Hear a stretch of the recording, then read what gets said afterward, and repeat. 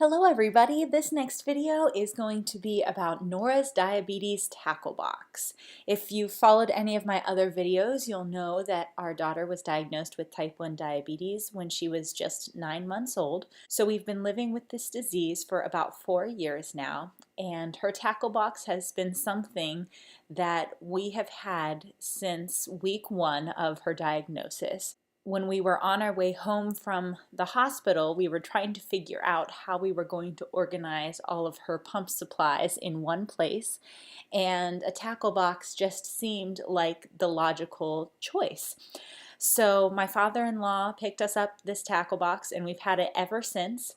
It's fabulous for overnights. It's wonderful for long weekends away.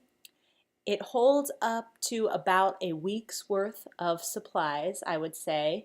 Any trip that's longer than 5 days, we will take a suitcase full of supplies for Nora. But this is perfect for the long weekend, the overnighter.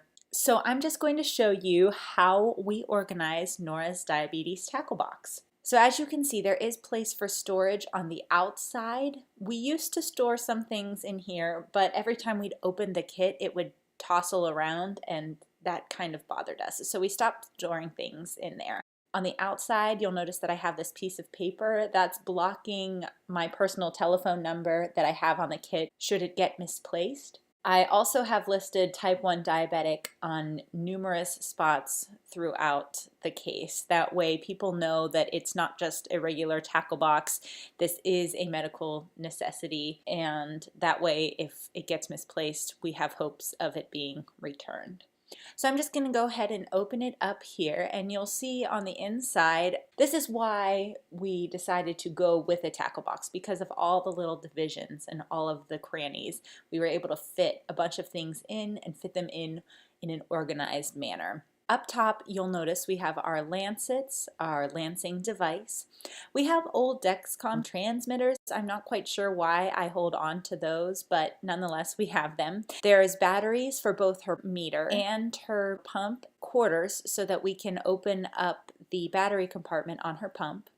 We have spare pump pieces. There's a cartridge cap and a battery cap so that we can replace those if needed. That is what keeps the pump waterproof. We also have extra contact detach sites. So this is for like whenever we would go to the beach, or if we would have to disconnect her and we like to prevent anything from getting into her pump tubing, we just plug it off with these. We also have this little plastic piece that comes from the Dexcom. It helps to remove the transmitter, so I keep that on hand so that we don't have to detach this little piece from the new sensors. I like to pre-cut pieces of OBSite so that I don't have to worry about taking scissors along with me. It does make life easier sometimes to just have those pieces pre-cut if need be. Now up onto the second tier here, we have multiple test strips that I like to keep. They're all full. Have cotton pads. We use those to wipe away any excess blood. Ketone strips. I essentially use this next compartment as garbage for the sharps until I can get to a location where I could properly dispose of them. And then I also have our backup syringes in this level as well. They fit very nicely in this compartment. In the next tier down, I have Band-Aids for sites that might be bleeders once we pull them out, some Neosporin to prevent infection on those sites, a medicine dropper, and also nail clippers. I really am not sure why I have them, but I had them in there and I figured I shouldn't take them out because I needed them at one point. And I also keep hand sanitizer in this kit because you never know what the circumstances are going to be surrounding changing a pump. So I always like to have something that we can sanitize our hands with prior to beginning the process of changing out her pump site.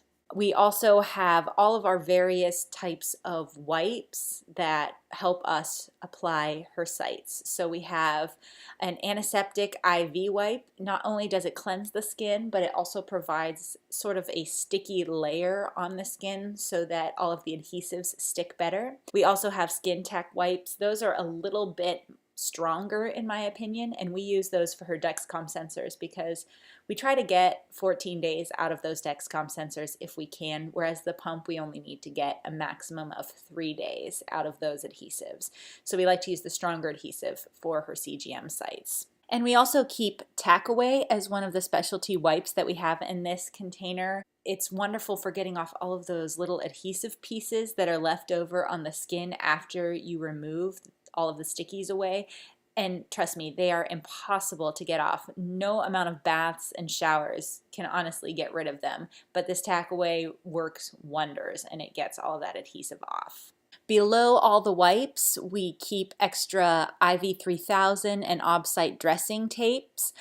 So we use a bunch of different kinds. I use this IV3000 and I cut it in half and use it for around her Dexcom. We also have the solid square piece of OBSite that we use for both her site, and then I cut it in half to use it for her Dexcom site as well to help hold it all in place. Moving on to the final compartment, we keep a spare Dexcom sensor.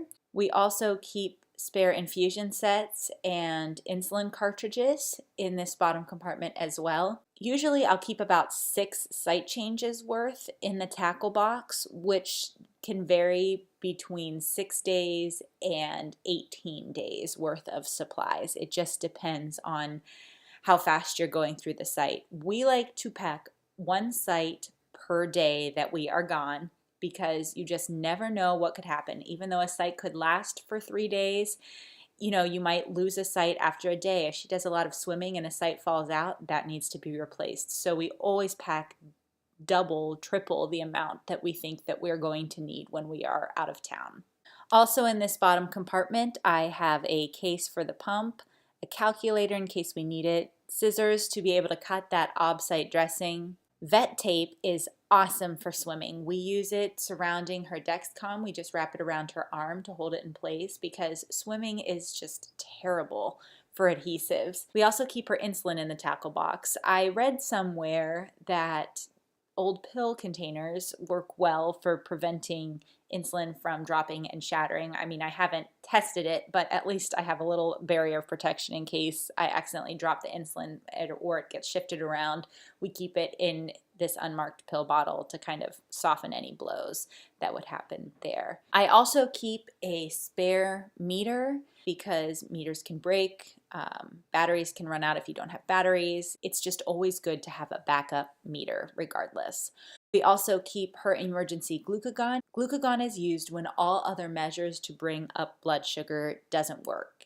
And finally, we also keep a ton of alcohol swabs and KT tape as extra adhesive if we would need to use it. Sometimes we use it over her site when swimming because KT tape works a little bit better than OBSite dressing for swimming. We like to have options, and this tackle box provides us with all of the options that we need. It provides us with the ability to pack multiple site changes, and it also allows us to organize things in a way that is very concise and consistent. So this is how we store all of Nora's supplies in her tackle box. If you follow my channel and have type 1 diabetes or are the caretaker for someone with type 1 diabetes, hopefully this has helped you if you're looking for a way to organize some of your supplies. If you don't have diabetes or are not affected by diabetes, hopefully you've learned a little something from this video. Please like and subscribe, thumb this video up, hit the bell button for notifications of our latest videos, and we'll see you next time. Bye-bye!